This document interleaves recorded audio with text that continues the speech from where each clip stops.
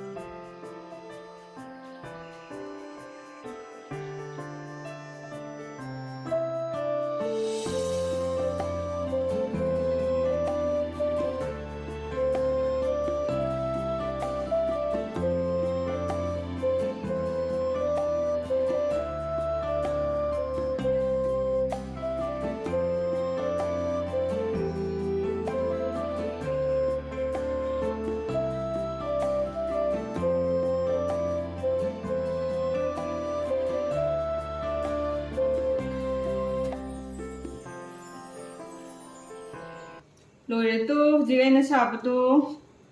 सिसे लोरे अदुगा सुमाइना हापगिसु यारनी लोरे तो अदुगा येंगो तो सि मयामसिने फजत्रे येंगो मैम हेयर क्लिप साब लोइजरे अन हजिक फारिसिने फजब्रे येंगो अदुगा मैम से फजे फजदे हाइबदो कमेंट अमम थंबिरमो अदुगा आइगी वीडियो से येंबिबगै थैंक यू सो मच अदुगा नौना चंबिरकपा आइगी चैनल दा नौना चंबिरकपगैसु लाइक सब्सक्राइब तौबिरमो वीडियो से स्वाइदा लोसिनजरगे ngasiगidi बाय बाय।